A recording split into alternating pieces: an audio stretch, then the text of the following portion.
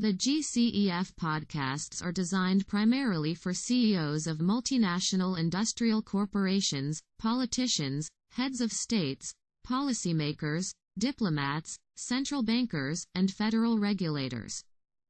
As these podcasts set out to examine a multitude of perspectives and counter-perspectives, they might be unsuitable for mainstream audience ordinarily accustomed to assimilating ideas that only reinforce their earlier beliefs. Therefore, the podcasts wish to target only the power elites who demonstrate the intellectual maturity to wrestle simultaneously with a variety of opinions. Surely, the podcasts can help delegates attending international economic summits.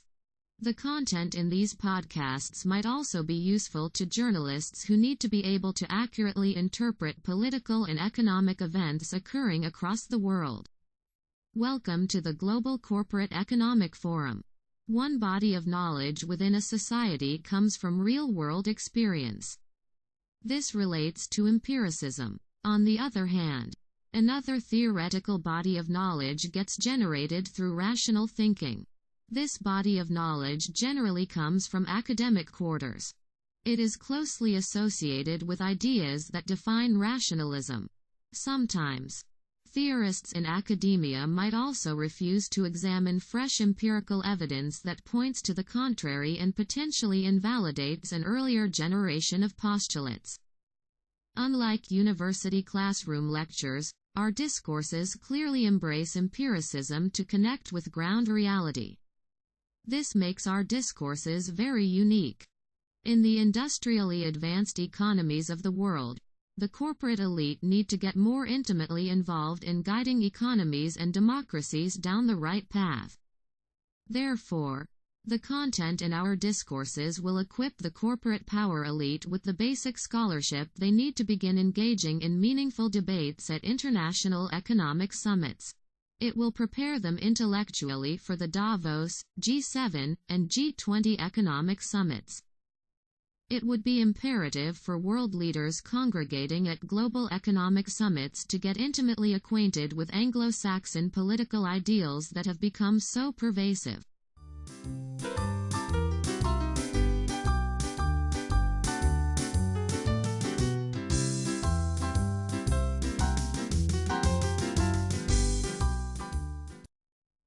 American neoliberal value systems, with an unmistakable Anglo-Saxon slant, helped shape the policies of the European Union.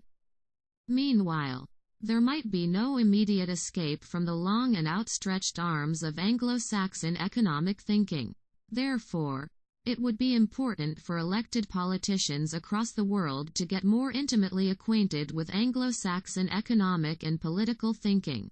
After all, the Anglo-Saxons of England were the original pioneers of the Industrial Revolution. Our discourses examine Anglo-Saxon free market capitalism for deeper insights. It is certainly worth noting that Anglo-Saxon civilizations have remained politically and economically stable for long periods of time.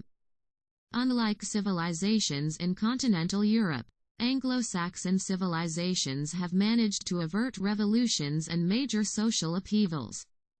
Nevertheless, the absolute uniqueness of Anglo-Saxon social and political architectures needs to be understood in the 21st century. Moreover, the storming of the U.S. Capitol on January 6, 2021 might have happened merely because one section of American society has not been adequately exposed to Anglo-Saxon political ideals. This is quite understandable in a nation that had assimilated immigrants from continental Europe. Therefore, a collection of discourses will present a mind-boggling array of political or economic perspectives and counter-perspectives that might need to be examined by the power elite CEOs. This will help enhance the quality of decision-making. The discourses bring to the forefront critical issues that need to be discussed behind closed doors while mainstream societies are being intellectually conditioned to embrace new political and economic ideals. University textbooks will not make an attempt to convey Anglo-Saxon ideologies in a straightforward manner and explain with sufficient clarity why a hegemony of the financial elites actually provide a stable form of political organization.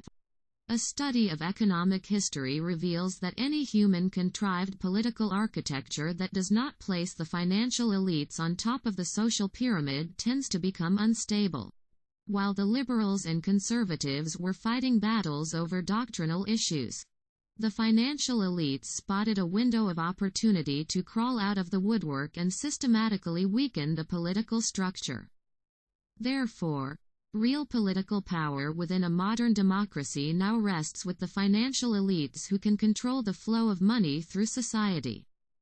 For centuries at a stretch, the financial aristocrats have had a commanding grip over mainstream societies. In fact, a hegemony of the financial elites seemed inevitable. Therefore, most Anglo-Saxon political theorists have remained strongly in favor of political architectures where the domination structure follows natural laws. One law of nature actually allows the financially strong social strata to rule over the weaker mainstream. However, some discourses for the power elite CEOs set out to examine current fault lines in hegemonies of the financial elites. The fault lines need to be corrected before more populist movements begin to gain traction across Europe and America.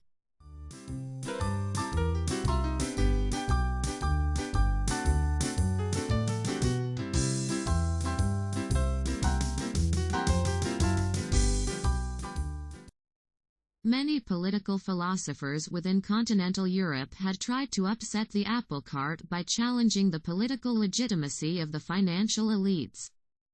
This had led to revolts and political rebellions across the European continent. While a French Revolution was in progress in Paris, London had remained aloof. Strangely, Anglo-Saxon nations commandeered by the financial elites had remained relatively calm.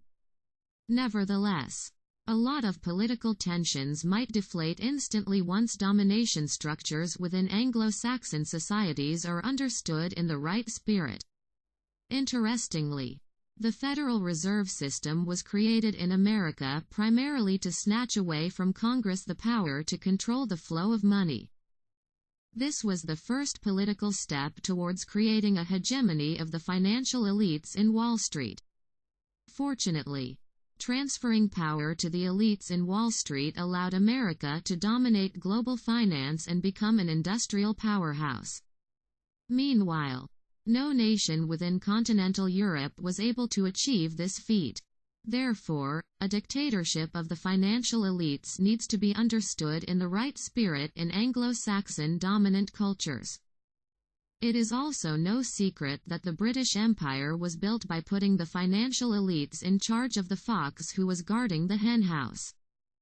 Though the American economy demonstrated enough resilience to limp back to normalcy after the meltdown of 2008, economies in continental Europe have been unable to recover from the catastrophe. American banks limped back to normalcy after Congress authorized a $700 billion bailout package. Interestingly, the Democrats who had bailed out investment banks forgot to tell their voters that the recipients of a federal bailout package had returned the money with a small profit. In liberal democracies across the world, the central banking systems are deliberately structured to snatch power away from parliamentarians in matters pertaining to the flow of money. Besides, parliamentarians are not adequately qualified to regulate the flow of money through a complex finance-centric economy. Meanwhile, anyone with a reasonable level of cognitive sophistry would have noticed that a hegemony of the financial elites is projected as a democracy in most Anglo-Saxon civilizations. Moreover, Anglo-Saxons who were in favor of the financial elites commandeering modern democracies had discovered that allowing socialist ideas from continental Europe to circulate freely could destabilize societies. In fact, college professors in America were dissuaded from discussing Marxist ideals. The fear was that liberal democracies would become unstable when revolutionary thinking begins to gain traction. In the 21st century, therefore, mainstream voters must be made to understand that a functioning hegemony of the financial elites is the only political system that can arrest the rapid economic decline of the industrially advanced Anglo-Saxon civilizations. This even points to a paradigm shift in political thinking. In fact, the conventional European impulses of challenging the political legitimacy of the financial elites do not actually suit Anglo-Saxon societies.